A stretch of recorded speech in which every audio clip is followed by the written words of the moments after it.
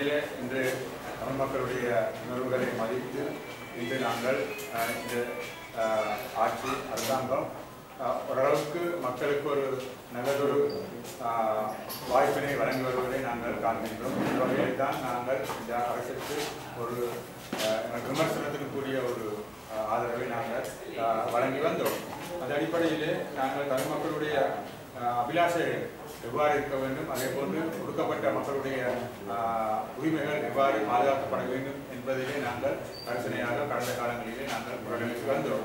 அந்த அடிப்படையில் உண்மையிலே இன்று வடகிழக்கை பொறுத்தவரையில் வடக்கிலே உள்ள அதாவது அதிஉயர் பாதுகாப்பு வலயங்கள் இன்றும் இந்த அதிஉயர் பாதுகாப்பு வலயங்களாகவே பிரகடனப்படுத்தப்பட்டுள்ளது.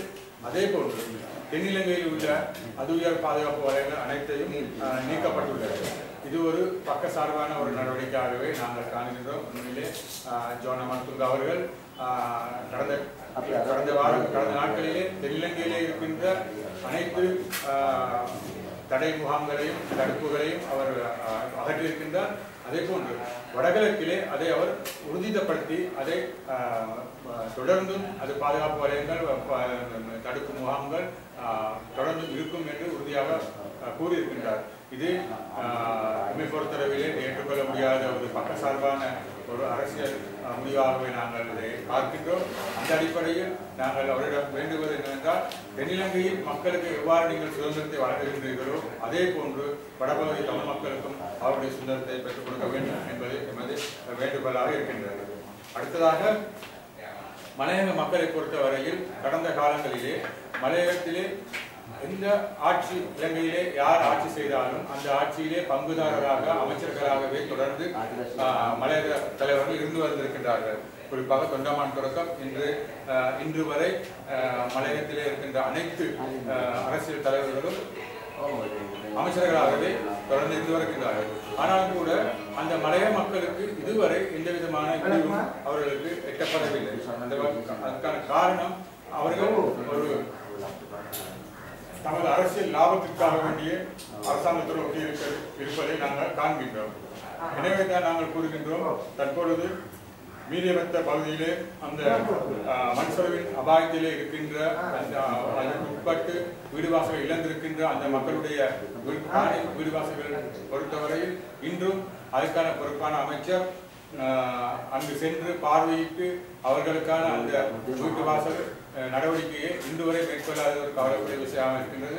தொடர்ந்தும் அவர்களை சொந்த வீடுகளிலே குடியிருக்க வைப்பதாக கூறுகிறார்களே தவிர அங்கு சென்று அவர்களுடைய நலனை விசாரித்து அவர்களுடைய குறைநிலைகளை அவதானித்து அவர்களுக்கு இந்த வீட்டு திட்டத்தையோ அல்லது அவர்களுக்கான சம்பள உரிமையோ அவர்களுக்கு அடிப்படை வசதிகளையோ பெற்றுக் கொடுக்க முடியாமல் இருக்கின்றது.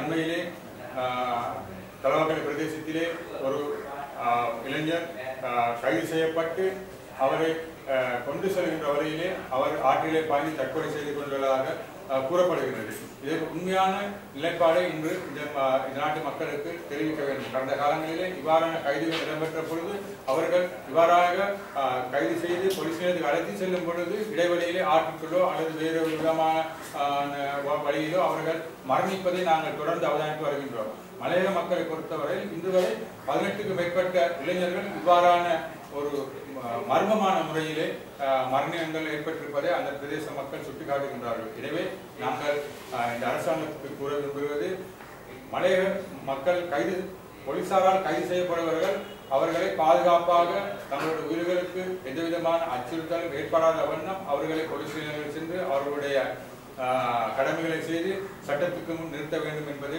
எமது வேண்டுகோளாக இருக்கின்றது. அதே போன்றுதான் இந்த அரசியல் கைதிகள் தொடர்பாக நாங்கள் தொடர்ந்து கூறி வருகின்றோம். பட்டியல்கள் வெளியிடப்பட்டிருக்கின்றது.